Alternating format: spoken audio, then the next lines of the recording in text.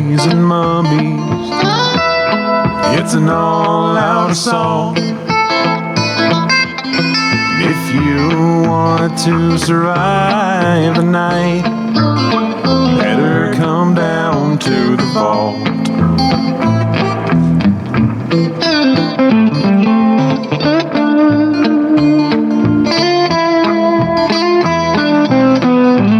Hello and welcome to the VHS Vault. I am Owen Brand. And I'm Katie Cadaver. And we are here to talk about something cool because we're always here to talk about something cool.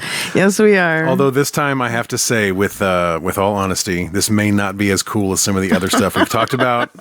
Just my humble opinion. I think it depends on your definition of cool. So let's have a quick chit chat about this movie. What movie is it?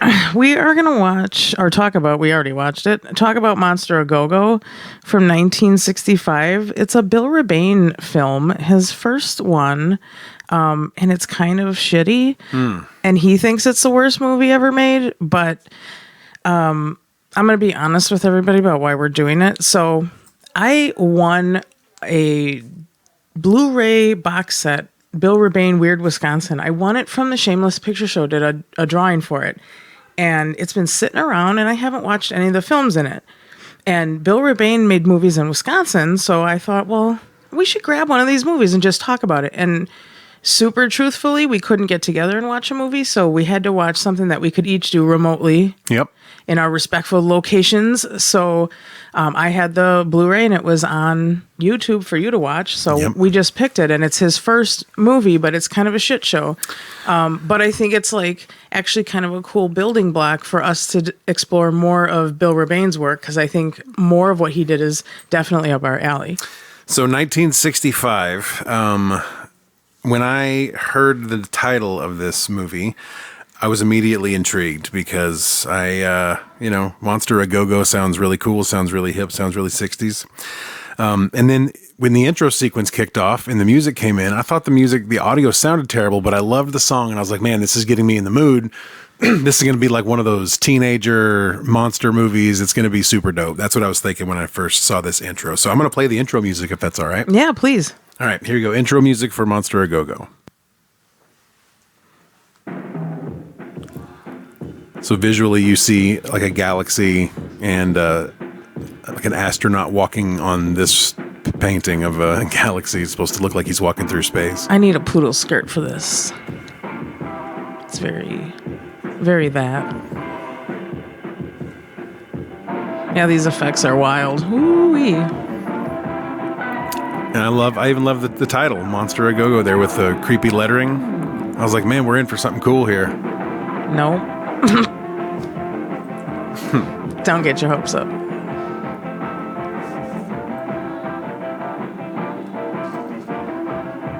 I know that it sounds bad, almost like we're playing it through a crappy speaker with a tin can with a string on it going to another tin can. But that is what the actual audio is. On YouTube. The Blu-ray at my house is a lot better, but we don't do that around here at the VHS Vault, so we're not going to talk about the Blu-ray. All right, let's listen to the music.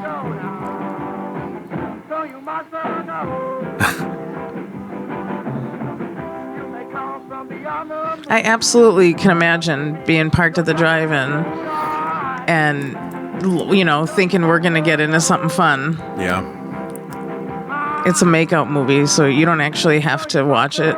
This is not worth watching. No. You can just get fresh. Maybe that's what this movie was designed to be. That was the design from the beginning. I mean, I haven't heard that, but I'm confident that we just came up with that. So that's good. Okay, cool. We now have added some lore to this movie. So I wanted to briefly talk about the beginnings of this movie.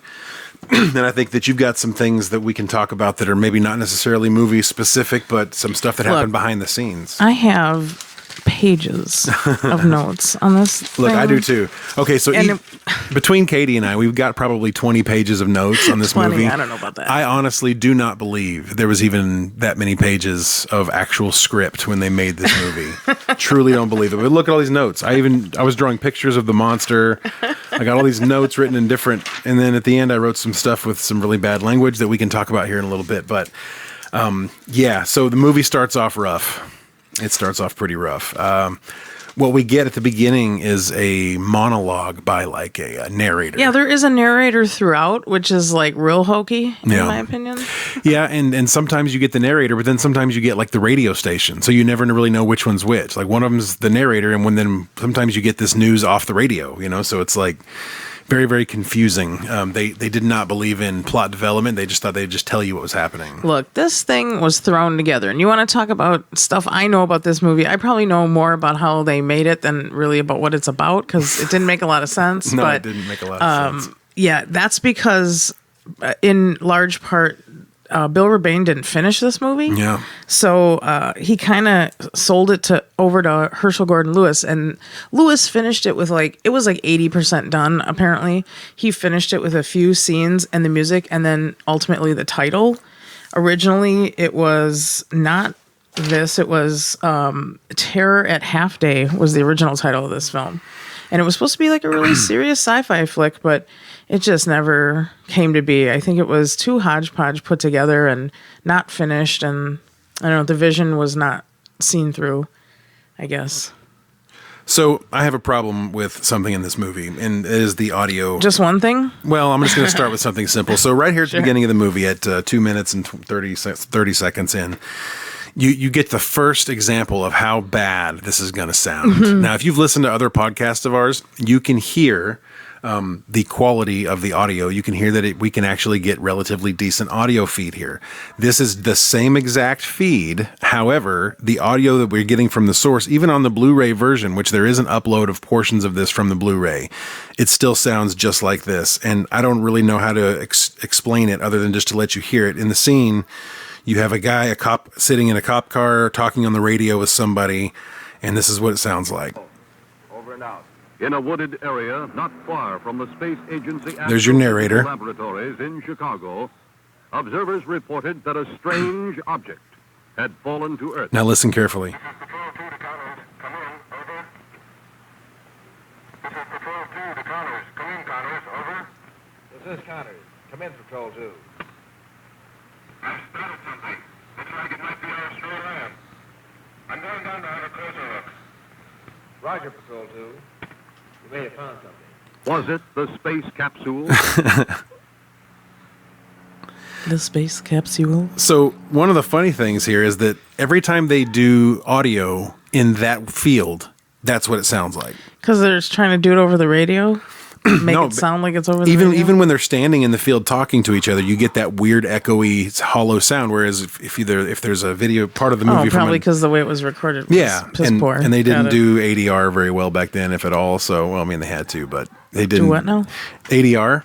What's that? That is when you do a voiceover. Oh, it's a voiceover gotcha. type thing that you do when you make movies because you're on the sound stage and all that Dubbing, stuff. So. like all my favorite Italian horror movies, dubbed terribly and wonderfully. Yeah, pretty much. Cool. So let's talk about this plot-ish. It's sort of a plot. So it lost me for quite a while there. I think, like I mentioned, before we started recording, like I kind of came around to it at the end and was like, oh, okay, it makes sense now. But I don't know. I just sort of took notes about the whole movie, and nothing really made a lot of sense. Yeah. But I think we get this crashed. The whole thing is that this thing from space. I think it's a U.S. something. It crashes. It's like a capsule. Yes, it is a capsule. So from IMDb, a space capsule crash lands on Earth and the astronaut aboard disappears. Is there a connection between the missing man and the monster roaming the area? So that is the IMDb, and it starts off pretty much like you said. We have a capsule that they find. It's fallen to Earth, and then the cops go to the crash site. For some reason, they send the cops and not the Army or NASA or whoever. But they see this capsule, and this capsule is absolutely tiny. It's smaller than like a single man tent. There's no way this was up in space, bro. I mean, let's be honest here. This capsule is less than 6 feet tall. Super accurate sci-fi movie from the 60s. If you'd have to be sitting Indian style in this thing with your head completely perfectly straight up and down and your back straight up and down to be able to fit inside of this thing. And they get there, the thing has returned, and there's nobody inside. Dun, dun, dun, right? But there's a dude nearby that's like dead, and his blood is like made into dust. What did they say? Right. So what happens is a helicopter pilot comes and lands where this space capsule was. Oh yeah, that's what happened. And then you hear somebody getting killed on the radio. So the copter pilot is talking to the cops on the radio, and all of a sudden you hear him scream. And then all of a sudden it goes silent. So then the cops go to the crash site. They see the capsule, which is super tiny. And Frank Douglas, the guy that was supposed to be in the capsule, the astronaut, not there. He's gone. They don't know where he is. But they do find, like you said, the copter pilot was dead and mangled. And the actual quote from the movie is, he was killed in a way no one had ever seen before. Yeah. Which is pretty rough. So like nuclear energy. Yeah. So we're thinking some craziness is going on here. Then we get the cutscene to a house where there's a woman inside, and this man and this woman come in, sit down. Then the dude makes her get him coffee, which I thought was stupid because he's there to tell her that her brother is missing, but he makes her get him coffee first, and then all that stuff. It was like, what is all this dialogue? I'm like trying to follow it. I don't know. It was choppy. Yeah, it was definitely choppy for sure. But what happens basically is. They come to tell her that her brother was not on the capsule when it landed. But the guy tells her, he's like, yeah, I don't know where Frank is, but the capsule came back and it was a success because it returned. And so that's supposed to make her feel better. Yeah. Because the capsule came back. And so clearly that's the important part, yeah. And then like the little kid, like her son, comes in. It's like, hey, where's Uncle Frank? When's he coming home? And it's just Never. For no reason. This kid doesn't exist for any other reason. He promised to take me fishing, but the kid doesn't exist for any particular reason. And then we see him for 1 second, then he's gone, never to be seen again in the movie. So I don't know what that was all about. But look, they only had actors for like a week to make this movie. Yeah, with the union budget. So while they're at the house, they get a phone call, and the main captain guy who's there. Tells Ruth, who is the sister of the astronaut, that hey, they found the capsule. So all three of them go to the field where the capsule was. The audio is horrible. Yeah. They find the helicopter pilot dead. We're just gonna walk them through this whole thing. Yeah, kind of. So what I want to do is let's see. They find that. Well, you want to walk through the whole thing? I don't know. I feel like if we leave no mystery of this, it's like. Mm-hmm. I don't know. Yeah. It's the whole premise is like there's a dude on the loose. Yeah. That they think is Frank. So that's what they go to find out, right? And so she thinks that he's still alive, and they're convinced that he's not. They're convinced that he's dead. But the problem is that, and somehow they determine without ever seeing him or talking to anybody that's seen him, that there is a 10-foot tall, 400-pound monster on the loose. Like right. It's like they legit say that. So I want to play another piece of audio here. This is our first kill, our first on-screen kill, sort of ish. Yeah, the kills were lacking in this one. Kills were very lacking in this one. Yeah, it was disappointing for me. But this one right here is actually, this whole movie was just like a middle finger. Like it never lets you like get comfortable and settle in. Right. But here's the first one. So this is where there's a guy and a girl, and they're going to go park. They're going to go park in a car, which is hot. And they come up and they park, and then he starts making out with her. She starts making out with him, whatever. He becomes a little handsy, right? As they tend to do. And here's the thing about this scene. Do you want to, let's reminisce back to episode 2 of the VHS Vault. Yes. Redneck Zombies. Yeah. Do you remember at the very beginning of that podcast what was happening in the background? We had a dog barking his freaking tail off outside, right? Yes. Let's go to this scene where these two are making out. Oh, yeah. I want you to listen to the background here after the narrator stops talking. And history never deal in ifs.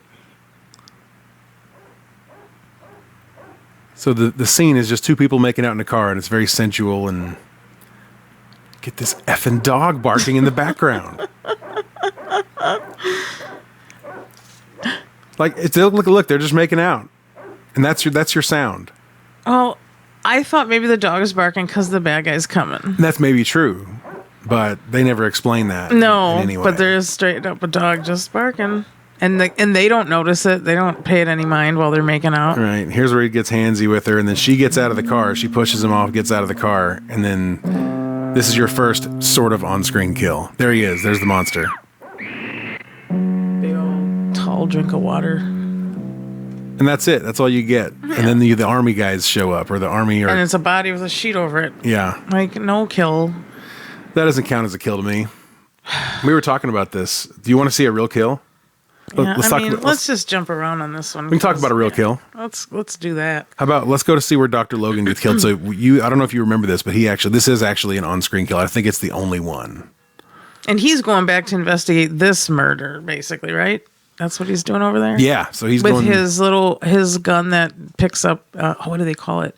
It picks up the Geiger counter. That's Yeah. it. So you get this ominous music. And here he's backing up. What? There it is. Yeah, the makeup effects are lacking. His skin just looks like it has moss on it. And that's another thing right there. And all through this movie, the shaky camera. What is going on? So it's like, it's not even like the camera's just shaky, but it looks like the background is shifting behind the actors. Yeah. You notice that? Yeah, it's kind of And it does that all me through this thing. a headache. Yeah, it gives me a headache too. I got a massive headache watching this movie. He asks if she wants to dance, and there's no music playing. Yeah, weird. See if we can find a little scene where the background gets all shifty. Maybe it's nothing. Call it feminine. And this movie's in black and white, and it feels very 60s, but like then it doesn't do anything good. Not like Night of the Living Dead does good things. No, it does not. So at 2610, this is one of my favorite parts of the movie. Okay, I really enjoyed this part. I truly did. When they discover Dr. Logan, because he had just been killed by this guy. Yeah. So right after he gets killed, His face. this face, dude. This is so hilarious. Yeah, dude, his face is hilarious.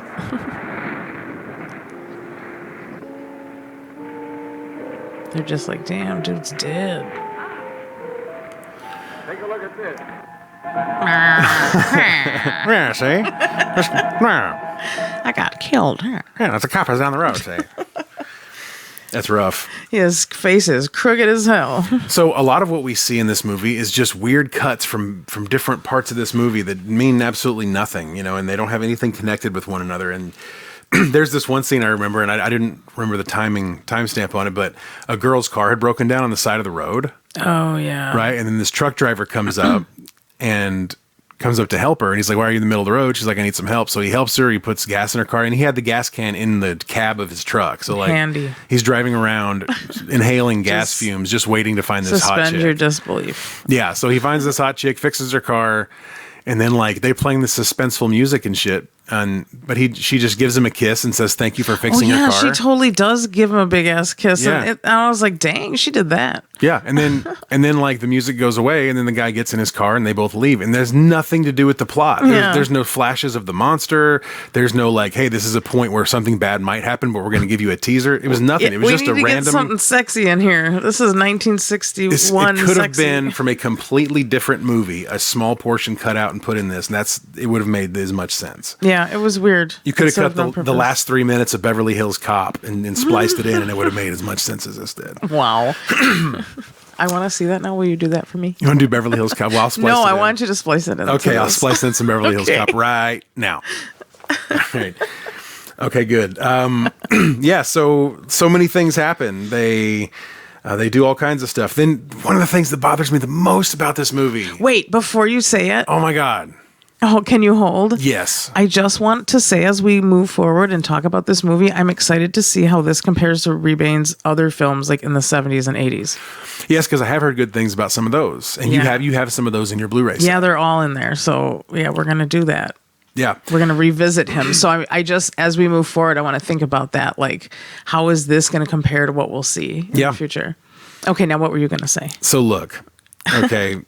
Like there's so much plot here that's not really plot relevant. I mean, of all of the hour and 10 minutes of this movie, or however long it was, there's about 5 minutes of actual plot. Okay, the rest of it's just ridiculousness. But something that bothers me so much is the scene where the doctor, the guy's brother, the dude that died. Remember the guy that died? Yes. Yeah. So he died.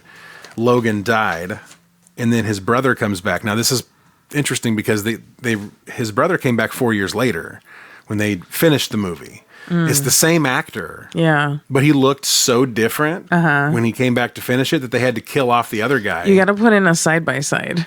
It's so bad. I'll try to slice in.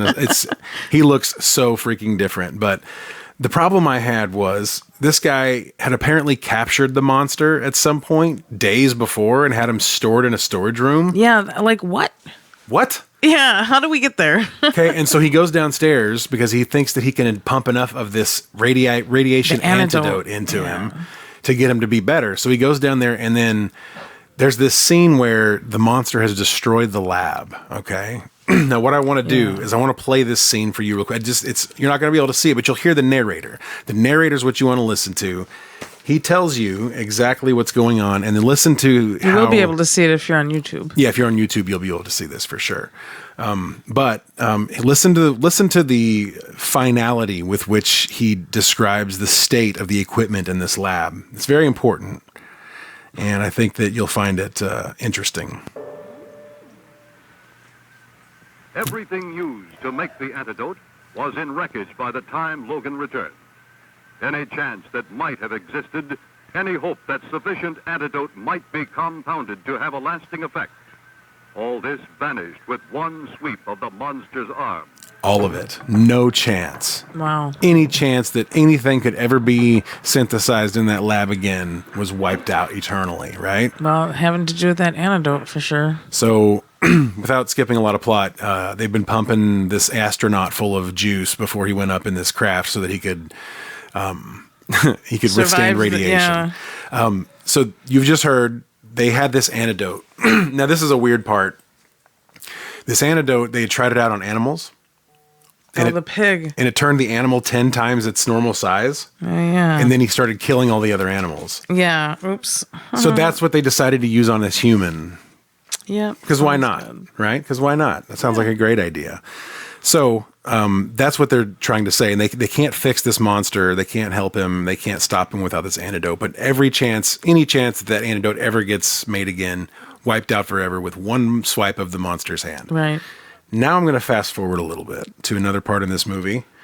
Where they talk about pumping him full so much that it kills him. Well, not just that. But throughout the interim time between the last clip I just played you and the one I'm about to play you, the doctors have talked about the fact that this monster took with him the extra antidote that they had already synthesized. And that they assumed that he was injecting himself and administering antidote to himself, which makes zero sense. Right.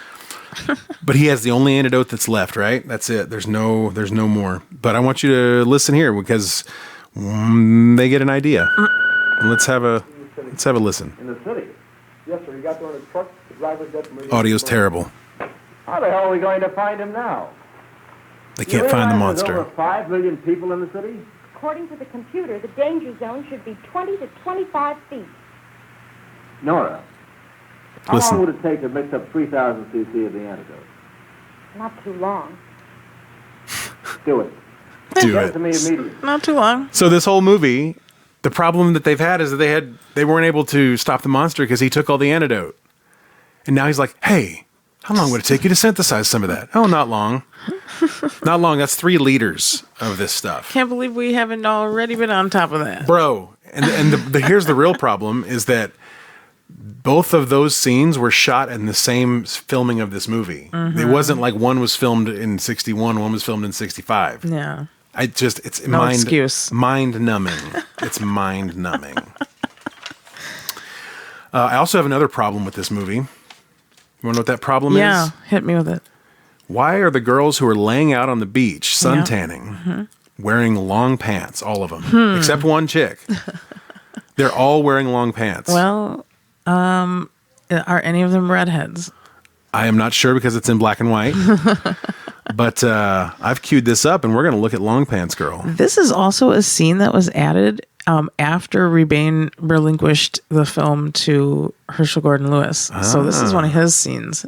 Okay, we can cut into this, but yeah, let's see this. Why are these chicks wearing pants?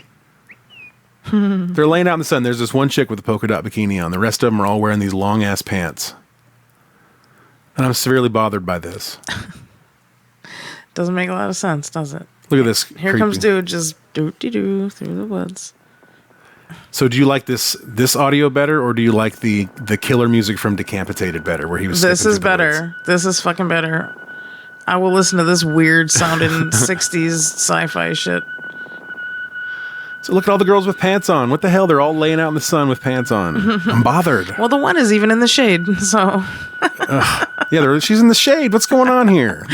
we just lay in the grass. They're in Shavasana. They just did a yoga class. something weird is going on. And then they see the monster all at the same time, and they take off. Those are yoga pants. Those are not yoga pants.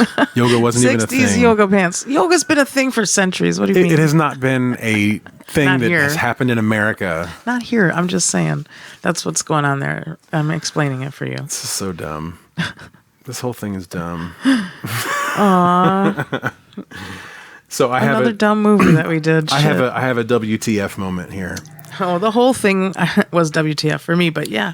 So this is the end of the movie, Yep. and this is the biggest middle finger I think I've ever got at the end of a movie. Oh my God, right? I mean, look, we just sat through an hour and 10 minutes of this horse crap. Right? Like, is this dude ever going to fit back in the capsule or not? They finally track this monster down using Geiger counters. They finally track him down. They track him down to an area of town. They go there. They see that he has gone down into the sewers in this place. Okay. Naturally. Which is the place to go for somebody who's 10 feet tall. Yep. That would be a natural place to go. He's only actually 7 feet tall, but they shot him from below. Oh, did they? To make him look taller, yeah. That's cool. Yeah. But dude was tall as fuck. Still 7 feet, you know. So 106. We'll go 35 here. So yeah, so we get to the end of this movie. They finally got this thing cornered. They have their giant tranquilizer gun full of this antibodies or whatever the hell. Antidote. Yeah, the antidote. And they're getting ready to either kill him or fix him. And they get down in the sewers. And this is what happens. This is the final chase scene. Listen carefully. You don't need to see this. You can just listen.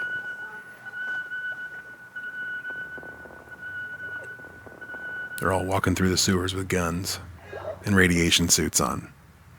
Rubber suit. As if a switch had been turned, as if an eye had been blinked, as if some phantom force in the universe had made a move eons beyond our comprehension.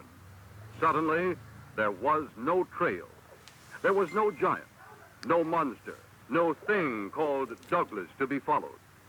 There was nothing in the tunnel but the puzzled men of courage who suddenly found themselves alone with shadows and darkness.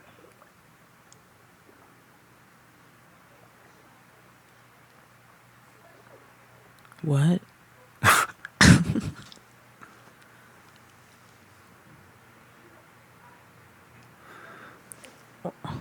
What is even happening? They're just giving up. I think there's even more to this monologue, if I'm not mistaken. Is it missing? I can't remember. I don't know. We're just seeing things happen, but there's no sound. And you said we didn't even have to look at it. Here it is. One cloud lifts and another descends. Astronaut Frank Douglas, rescued, alive, well, and of normal size, some 8,000 miles away in a lifeboat, with no memory of where he has been or how he was separated from his capsule. Then who or what has landed here? Is it here yet? Or has the cosmic switch been pulled? Case in point. The line between science fiction and science fact is microscopically thin. What? You have witnessed the line being shaved even thinner. But is the menace with us? Or is the monster gone? Go, monster, go. The weakest tie-in to a title ever, by the way. And so the deal is, the guy they thought was Frank that they've been chasing, this 10-foot guy this whole time, it wasn't Frank at all. It was somebody else. And as soon as they learned that Frank's all good, we got him, they let him go. They let the big monster go. And they were like, well, we're done here. And then he just doesn't exist anymore? What? Well, see, I took it maybe a different way. So I took it as, why was it that immediately following the disappearance of the monster underground, why was it immediately after that they found Frank? Because that's how you end a movie. But I'm saying maybe it was an alien swapperoo. You know what I mean? Maybe the aliens had abducted Frank, and they were. You might want to stretch before making that reach. I don't know. Well, I'm just trying to think of some way to make this thing make sense, because this doesn't make any sense. Fair. This movie makes no sense. I'm just trying to find some silver lining here. Bill Rebane said himself he thinks it's the worst movie ever made. So I don't think it matters what we think of it. It's a building block, right? It's a building block for the rest of his work. Yeah. Like, I have to see some of the rest of his work. That's the thing. That's the fun part about this, because neither you nor I really have any background on this dude. Nope. Like, I won this thing, and it's like, we should dig into it. We should see what's up. That's what it's here for. So more to come from Bill Rebane. That's the point of this episode, I think, is just to say, like, we just kind of decided to dig into this real quick and didn't, think about it real hard. Yeah. And that's good. I think that sometimes a movie like this, even though it's not a movie that I particularly enjoyed watching, I think that it's one of those movies that is in that range of being so low budget that the fact that they got anything out into a theater is amazing. Yeah, and that was largely on the part of Herschel Gordon Lewis, and Rebane credits him with that. It was he who made it happen. And Rebane was motivated to get it into some theaters in Illinois that had agreed, like, if he could get it done, they would put it in all of their theaters in the state of Illinois. And he was motivated by that, but Rebane was looking for a drive-in flick. And that's, pretty much exactly what this is. Something to show at the drive-ins down south. And he made it happen. So, I'm sure people were disappointed and probably, hopefully, made out the whole time they watched it, because that's about it. That's about all it's good for. Yeah. So, and a couple of things I wanted to mention looking through my notes. We can just kind of bounce back and forth, because there's really no structure to this movie. So there's no structure to this podcast. There's no way for us to give you a linear podcast today, because this movie is so abstract and so nonlinear. So you're getting scatterbrained Owen and Katie right now. That's fine. They don't care. No, it's awesome. So do you remember the cause of death for the pilot when they announced his cause of death? No, well, I remember them saying something about his blood being turned into powder or something. So that was the other guy. Oh, that was the doctor. That was Dr. Logan. Okay, what did they say about that? They said that he was cooked to death. Oh, cooked, yeah. The radiation cooked him like a roast ham. Like I imagine if you were to put yourself in the microwave. Yeah. Gross. Sorry to create that visual for anyone out there. Trigger warning. Too late. So you remember? I feel like Chris Farley. Do you remember that time? Remember that time? Yeah. So when Logan's brother, the ignorant, incapable, incompetent Logan's brother, Dr. Logan, when he captured the monster, he had him in like the basement for like 3 days, but never told the military, never told anybody, just kept him down there. And then they asked him, why didn't you tell us? And he said, oh, I must have been in shock or something. Holes in this motherfucking plot. This is not plots. There's no plot armor here. There's nothing. No. It's hot garbage. But yes, of all the things about this movie that bothered me the most, it's got to be the pants. I mean, I'm going to be honest here. Yeah, the pants on the girls hanging out in the shade. What the hell's going on with the pants, Katie? Here's the explanation. I already told you they just did a yoga class, but the other explanation is that these are 4 friends who have different needs, Maybe one is a redhead and she's the one in the shade.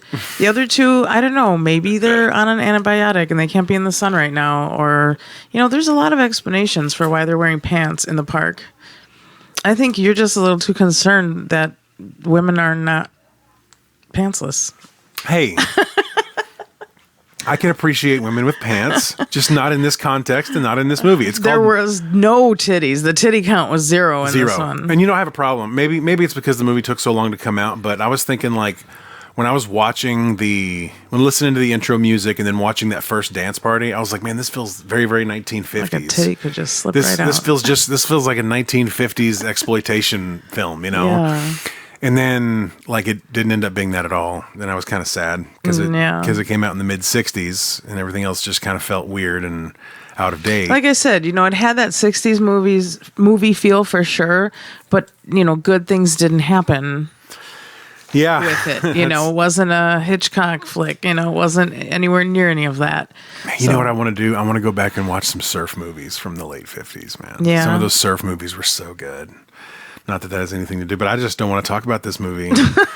You know what I mean? Well, I'm pressuring What I would like to do is I would like to talk about Bill Rebane. I would like to talk about some of his other flicks. So do you maybe happen to know a couple of his other flicks? Maybe we can talk about those and maybe they could be something we review in the future. And I'm wondering if we should think about, how, do we want to see, well, we got lucky here. This is his first movie. So we can go in order of the films that he directed. The next one is it's like a snow-covered Bigfoot movie. Do you know what it's called? Yeah, I forgot. I'm trying to bring up the thing, but I have no internet for some reason. I'm trying to bring up his IMDb so I can look at the list. I'm on the Wi-Fi. Hold on a second. So we'll type in Bill Rebane movies. Yeah, that should get us there. Okay. Invasion from Inner Earth. Sounds good. Yeah, that's his 74. So it was a minute before he did this again. A group of young pilots in a remote region of the Canadian wilderness, but it's really Wisconsin, begin to hear strange reports over their radios about planes crashing, cars stalling, and a deadly plague which has gripped the planet. Oh, this isn't the Bigfoot one. Becomes clear that Earth is in the midst of an invasion. The group of pilots decide to barricade themselves in a cabin deep in the woods and wait for their impending doom. Okay, well, I know he did a Bigfoot one too. So it looks like he directed something before Monster a Go-Go, but it wasn't. I don't know if it was a movie. It's not a full length, I think. It's a dance craze documentary talking about 1962's to the twist craze. That's interesting. Then it looks like Giant Spider Invasion, which I have seen. Okay. I didn't here's realize the that. Bigfoot movie. It's called The Capture of Bigfoot. The Capture of Bigfoot in 1979. Then, The Demons of Ludlow in 83. 84 is he did The Game? Yeah, looks like. Maybe thinking about it differently. Look this up. Oh, yeah, I think this is a different game than I was thinking about. That's okay. Yeah, this looks pretty cool. And then Twister's Revenge. Yeah, it looks interesting. He's got a lot. There's a lot we can dig into, and these are not super well-known films, So if anybody wants us to continue to review Rebane stuff, put it in the comments and let us know you want us to review more Rebane stuff. We're probably going to do it anyways, but, because I have all the films. For sure. Why the hell not? But if you're enthusiastic about it, let us know. And then we might actually follow through and do a bunch of them. We'll probably do one more for sure. But if people are into it, I could see us going through. This is what I want to get into. Oh, zombie bloodbath. Yeah, we have to talk about our plans for that. We will, and we'll do that in another episode. But this is one of the things that makes me excited about doing this podcast with Katie is that I get to expose her to absolutely insane movies that she hasn't seen yet. Just look at the pictures on the back of this DVD. Yeah, it looks like fun. It's pretty bloody. It looks like it's going to be a lot of gore and good times. So I have Zombie Bloodbath 1 and 2 on VHS, which I treasure those tapes, and I'm very glad to have them. Unfortunately, precious. I have not been able to find a Zombie Bloodbath 3 on VHS, and this is even after contacting the creator himself and asking if he had any spare sitting in a box in his closet somewhere. So I can't find a copy. They're out there, and when I find one, I'll figure out a way to get it.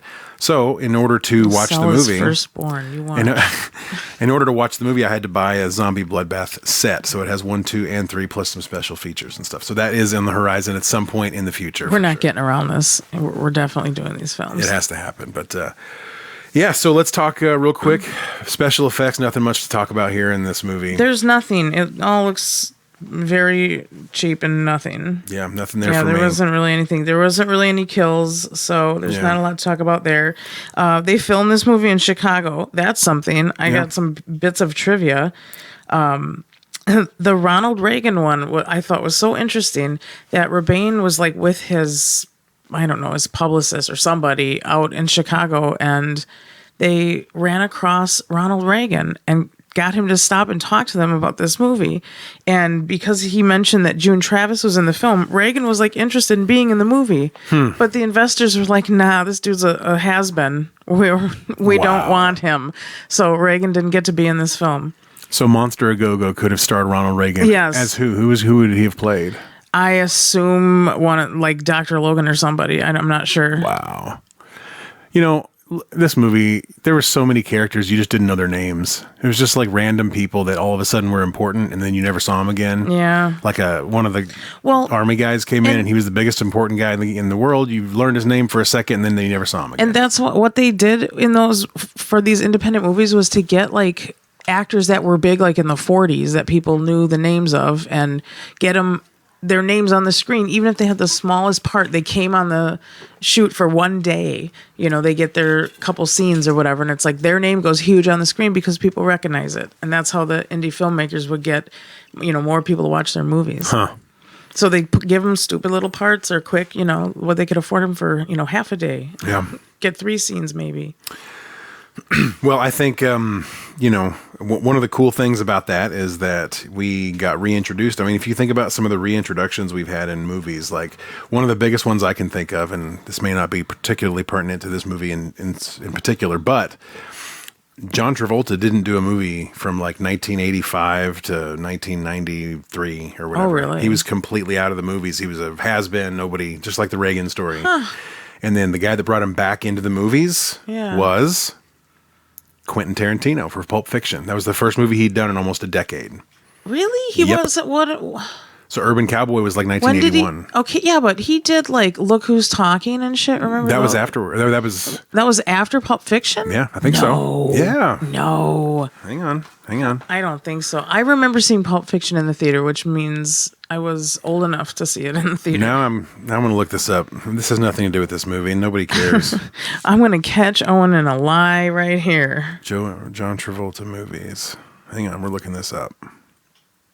I mean, unless being in Look Who's Talking is considered being a has-been, because that could track. I don't know. Yeah, well, that might be what I was thinking about. But where is IMDb? Here we go, John Travolta. All right, we're going to look this up. Yeah, we are. You guys came here for a monster movie. Yeah, 94 Pulp Fiction. So 78 Grease, 77 Saturday Night Fever. Wow, this is like dead air and everything. We got to talk about John Travolta. Because I just remember that movie. I remember Look Who's Talking. I knew John Travolta was a sex symbol. Like, I wasn't attracted to him, but I understood that he was attractive. And I was like, oh, okay. Okay, yeah. So he did Look Who's Talking in '89. See? Kind of like the basement of his career. Maybe. Yeah, maybe. I mean, I was a very young child at that time, so. And then Pulp Fiction in '94. And that was him maybe getting like a very serious role again. Getting back into the real acting stuff. And then he did Get Shorty, Broken Arrow, Phenomenon, Michael, Face Off. All that happened in the mid to late '90s. So that's when he took back off. But yeah, I think Pulp Fiction got him back into the A-list. Being taken seriously. Yeah.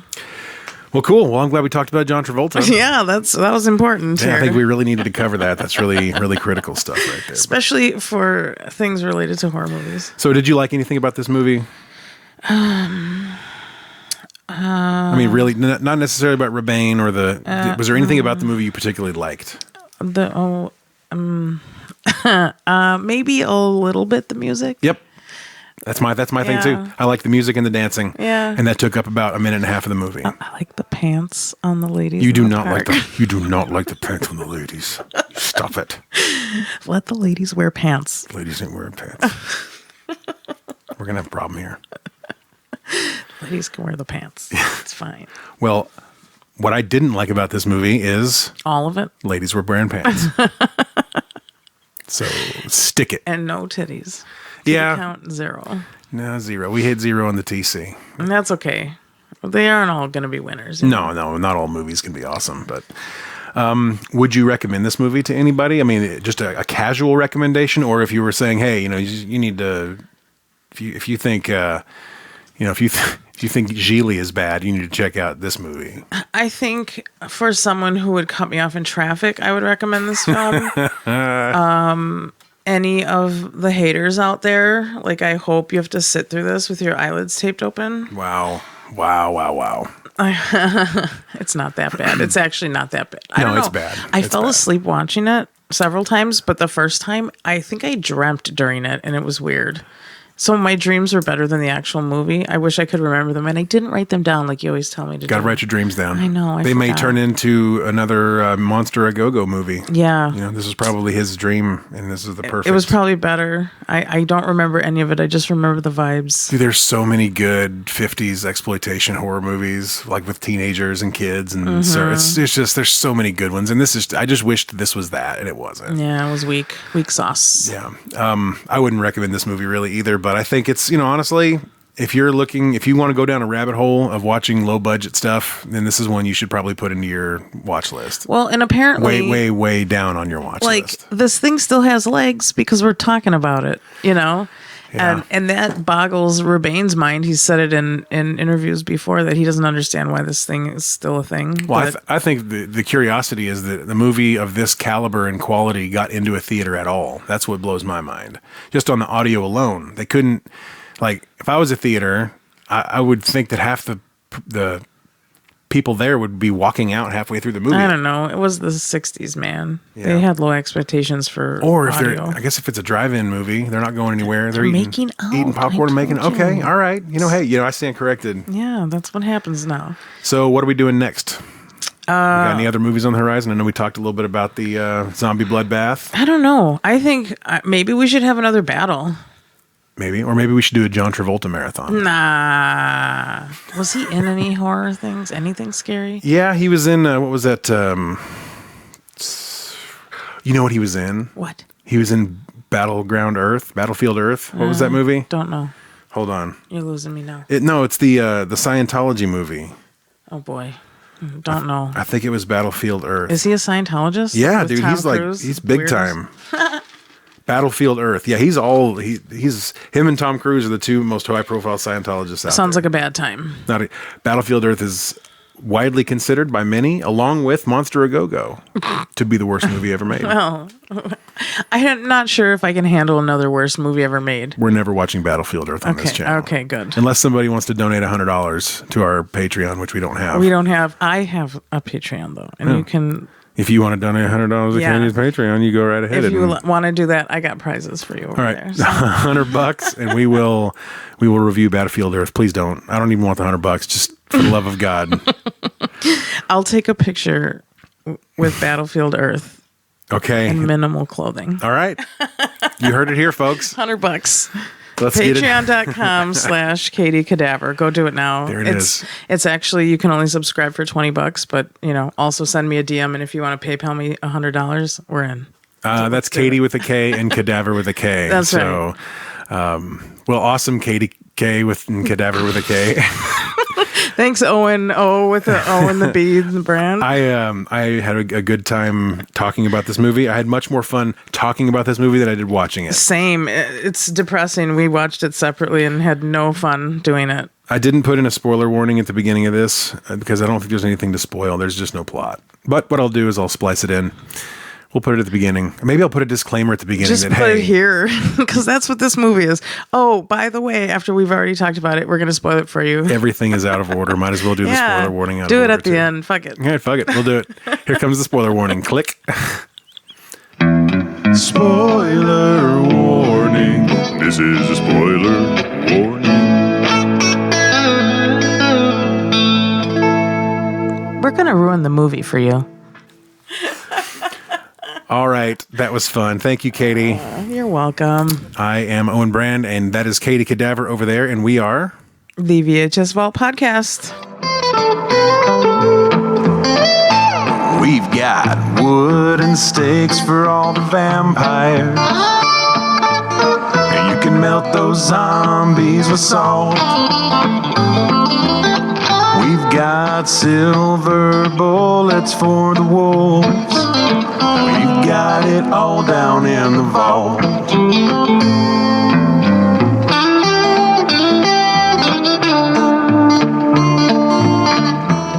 the VHS Vault podcast on Facebook, Instagram, and YouTube.